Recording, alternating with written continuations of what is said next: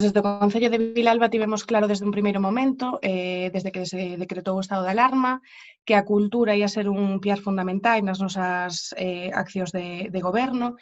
Non estamos dispostos a que o sector cultural ocupe sempre un espazo residual nas políticas municipais.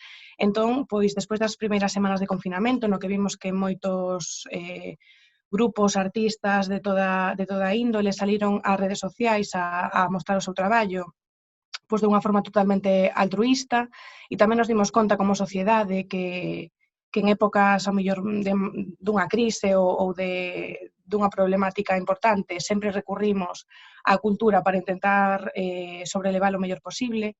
Entón, visto este caldo de cultivo, que decidimos foi explorar novos formatos, nesta ocasión a través das novas tecnoloxías, que nos expoñen unha oportunidade. Sempre dicimos que as crises traen novas oportunidades a explorar e nos vimos nas novas tecnoloxías esta canle, no? para seguir facendo cultura e para apoiar un sector que sabíamos que ia ser un dos máis perxudicados por esta crise sanitaria.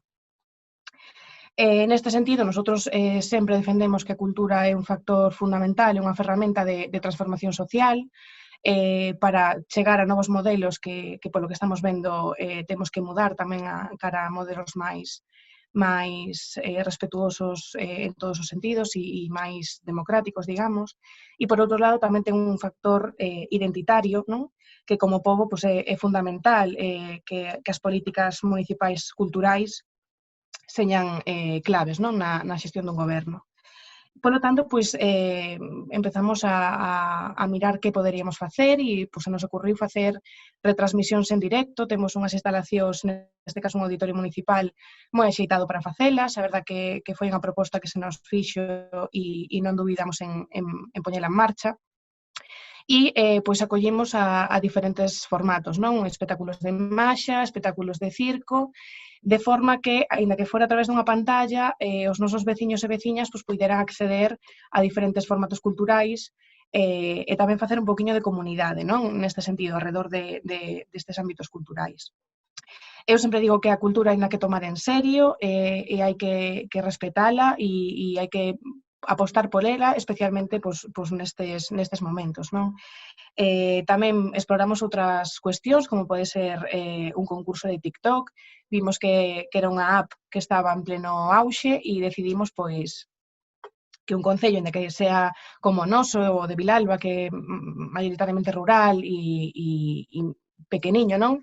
Que podía orixinar novas formas de comunicarnos entre nós, de entretemento tamén.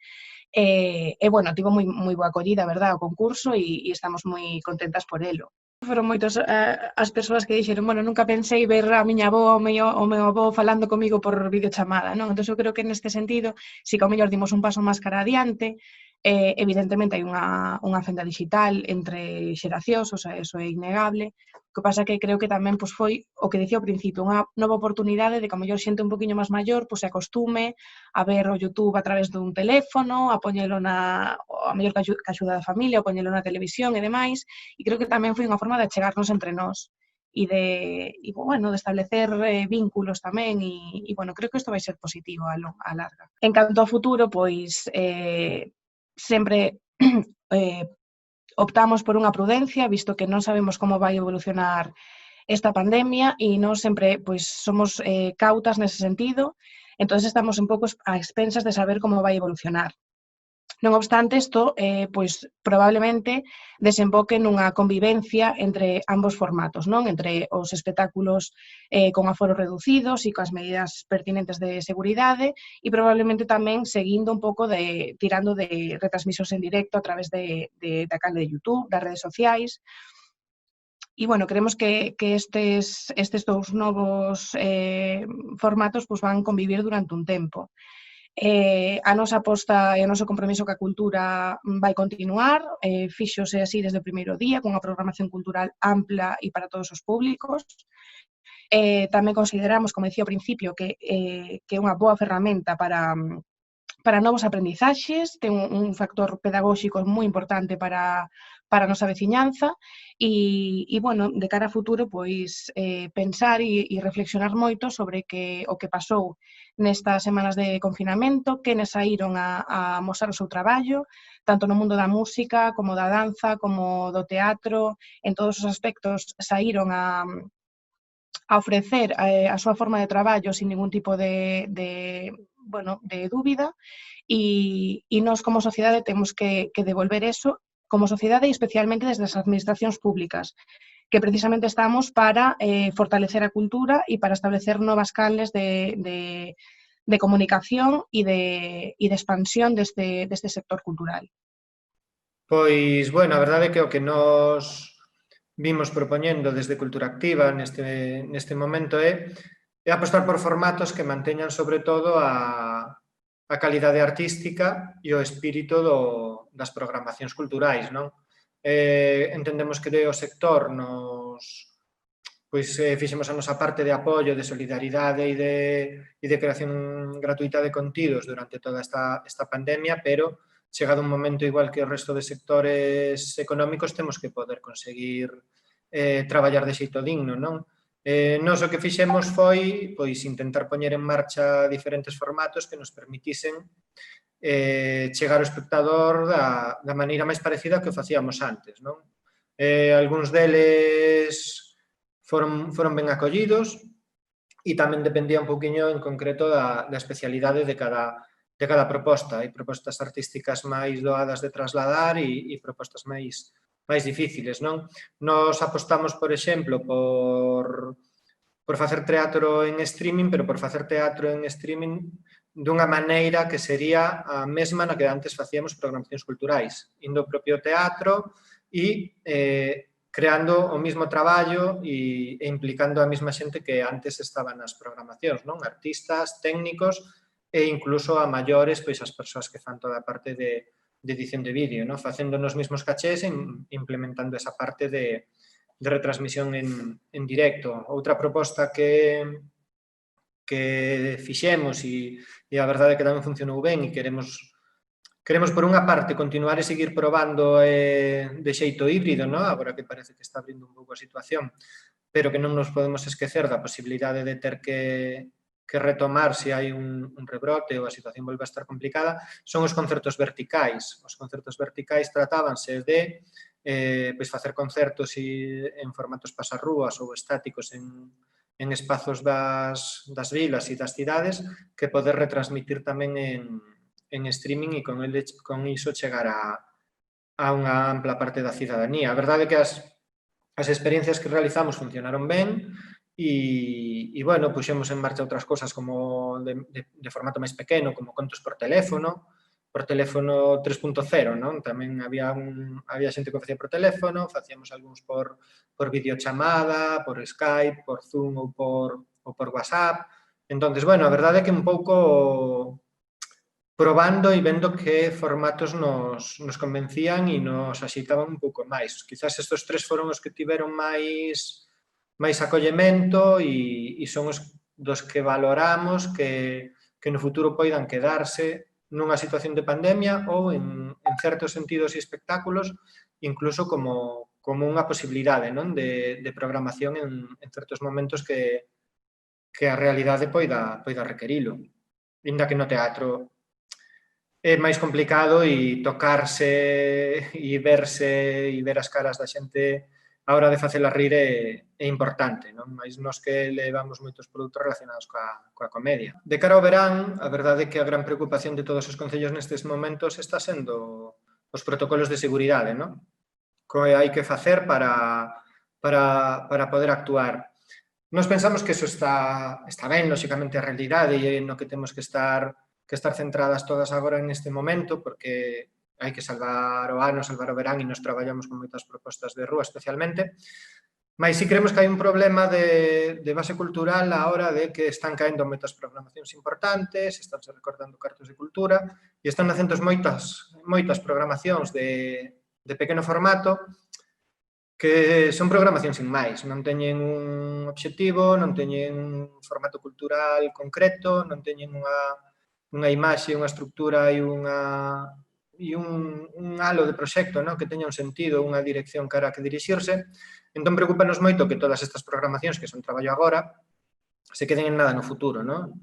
Entón, bueno, nos creemos que aí hai é lógico un pouco este ano porque a verdade é que vimos de unha situación complicada, pensábamos que o ano estaba perdido e agora vemos unha oportunidade e os concellos queren programar a correr. Pero, bueno, sí que sendo unha oportunidade e querendo todos traballar e facer todo o que poidamos, nos preocupa un pouco eso, como está afectando a programacións máis grandes, a festivais, a programacións de música, a festivais de música, e se todo este novo formato que están facendo pode vir para quedarse, porque nos creemos desde fai moitos anos na cultura de formato pequeno, en encher a rúa de acción cultural, as prazas e os barrios, pero non pode ser algo conxuntural que os concellos fagan agora só para cubrir un espazo porque non poden programar o gran artista famoso. Iso ten que vir refrendado de que no futuro se siga apostando por estas programacións. Sobre si estos formatos poden quedarse, que nos fomos probando, poden quedarse no verán. Nos no verán creemos que é difícil, pero sí creemos que de cara ao outono haxa ou non haxa restriccións derivadas da COVID, sí creemos que hai formatos que poden funcionar, porque realmente nos estuvemos facendo chegando a moito público con algúns deles, tanto como co de contos por teléfono como con algúns dos streamings ou dos concertos verticais, chegamos a moita xente. Entón, sin renunciar a ter público en directo, sí creemos que é algo que en certo tipo de espectáculo que non sufra moito a retransmisión e que este adaptado e que teña unha linguaxe que poida chegar ben ao público, sí pode ser unha forma de chegar a máis xente, de crear unha nova visibilidade para certos proxectos culturais que poidan ter difusión por aí e de chegar a novos públicos. Nos vemos que o streaming sí pode ter certas posibilidades, o que falaba un pouco antes é en función da proposta artística concreta, non? E que encaixe ben dentro dese formato máis audiovisual, e sobre todo tendo en conta que, tal como nos o facemos, ofrece a relación de calidade-prezo está moi axustada, non é algo que encareza excesivamente o custe para un cliente, concello, entidade ou quen queira facelo en relación ao que se ofrece. Non é como facer unha nova produción audiovisual e ten uns custes desorbitados. O que si nos observamos co streaming é que chegamos a moito público, porque chegamos a un público que non se achega normalmente ao teatro, porque chegamos a público de outros concellos interesados nunha proposta artística que non se moven habitualmente ou que teñen dificultades para facelo, e chegamos tamén a moita xente galega que está vivindo fora con eles, non? Polo que vimos nos comentarios das publicacións que nos facemos. Entón, bueno, sí creemos que por aí é interesante como ferramentas sin sustituir nunca o que falábamos o teatro de verdade, non? O teatro vive do público en directo e da proximidade e da cercanía. Pero sí creemos que para certas ocasións, produtos, de feito, hai moitos festivais que están estudando como complemento para este ano e como solución para festivales que chegan a final de ano, outras programacións que nos están contactando tamén preguntándonos como fixemos e demais. Bueno, técnicamente ten as súas complicacións, ten os seus riscos, porque a verdade é que saiu ben, pero é unha inversión, sobre todo en horas e en traballo, moito máis grande que a de facer unha actuación de teatro normal e corrente sen máis, pero tamén sabemos que, lóxicamente, hai que poñer sobre a mesa novas posibilidades e se con isto conseguimos chegar a máis xente, nos o damos como ben invertido. Se esta xente despois, ademais de chegar a ela, conseguimos que se achegue ao teatro físicamente, pois xa sería fantástico, ou a música galega, non? Neste caso, como algún dos concertos que emitimos, que chegamos a un perfil de xente pois que non acostuma a escoitar música en galega, tamén a moita xente nova, e a moita xente, pois, bueno, que usa máis as redes sociales como un tipo de consumo de contidos diferentes e conseguimos que se acheguen a un consumo cultural. Entonces, bueno, por aí sí que vemos a posibilidade de seguirlo empregando. Finalmente dependerá moito, das políticas culturais dos concellos, que son quen finalmente nos fai as propostas, nos contrata e nos dá luz verde o que nos propoñemos, claro. Falando un pouco en líneas xerais do que estivo a ser o confinamento en canto ao mundo cultural e aos novos formatos e as experiencias que se están intentando levar ao cabo para manter activa o sector cultural, en líneas xerais, a opinión é que todo o que se está facendo é benvido.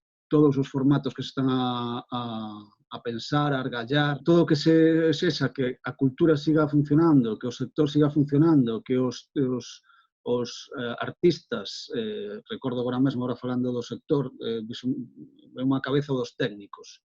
Aquí en Lugo estivemos fai pouco con un tema, non só concertos, había tamén monólogos, había tamén teatro, e gravouse todo no auditorio Gustavo Freire contando con toda a equipa técnica, remunerados, etcétera, etcétera. Ao principio veuse como eles, como o sector cultural, volcouse coa cidadanía facendo cousas de balde nas redes, desde as súas casas, e, bueno, agora é hora de que ao revés, de que o punto das entidades públicas e incluso as marcas privadas, pois, empecen a fichar, a contratar e a mover temas culturais. Eu son dos que pensan que o mellor o que queda é esa combinación, é dicir, o mundo físico e o mundo virtual, o mundo digital.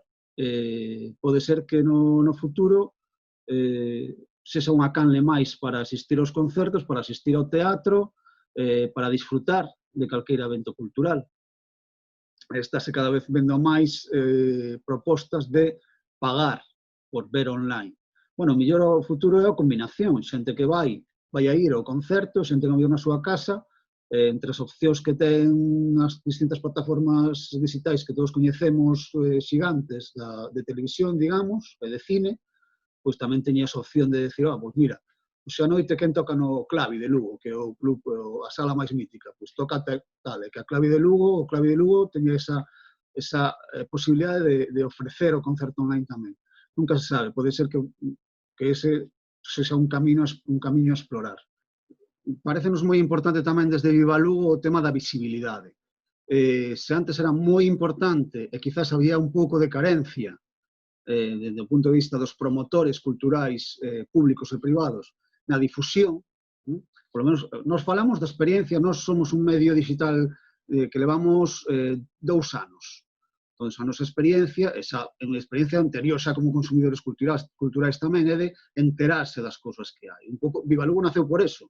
A sensación que había en Lugo era de que non había cousas, pusémoslo en marcha porque nós non parábamos de ir a cousas. Decías, bueno, que hai un montón de oferta cultural, e por eso naceu, e dai que a xente respondeu moi ben, porque tiña un sitio onde ver, pois mira, tal día, tal hora, este concerto, estreo de cine non sei onde, vai vir a obra de teatro tal, e a xente tiña unha referencia, pero os medios, Viva Lugo e todos os medios, necesitamos desa comunicación de parte das entidades públicas. Moitas veces o problema é o peso que ten cultura dentro do concello, digamos. As posibilidades que teñen de ter a súa propia página web, a súa propia xenda cultural, os seus propios técnicos de cultura difundindo, actualizando todos os contidos, etcétera, etcétera. Eso xa sería o ideal, eso que digo eu, que son privado, digamos. Probablemente nós existamos, a parte da labor que levamos facendo e de como facemos o traballo, que temos todo o cariño da xente, moitísimos seguidores, etcétera, existimos ao mellor tamén porque non existe no propio Concello de Lugo unha web e un sitio onde mirar as cousas. Nosotros aproveitamos, digamos, ese oco. Pero, sin embargo, digo que oxalá os concellos todos tivesen unha xenda onde mirar, unha xente que este actualizando esa xenda, etcétera, etcétera. Aquí, nós temos o respaldo da Concellería de Cultura, nós desde ese punto de vista non nos podemos queixar.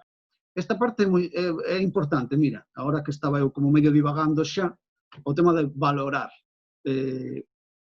Porque moitas veces, incluso como espectadores, non valoramos o que estás a ver, vale? Non sei se ten que ver coa cultura do todo gratis, co tema de que todo ten que ser gratis, a cultura ten que chegar a todo o mundo. E a mellor falta unha campaña, unha difusión, unha formación, unha educación no que estamos a vivir, a sentir, a experimentar, nese teatro, nese cine, nese concerto, etc. Ten un coste, nós estamos sendo valorados. Vale, nós o noso traballo, nós non só poñemos na web que este sábado hai o concerto de non sei quen. Nos vamos ao concerto, cubrimos o concerto, falamos coa xente, é unha labor moito máis dinamizadora. Nas redes facemos recordatorios de que hai, é máis activo, máis dinámico. É dicir, moita xente está encantado, que ven, que agora sei o que hai, agora tal, estará disposta a pagar? Quen sabe?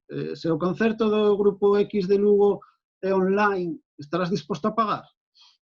Eso aí hai un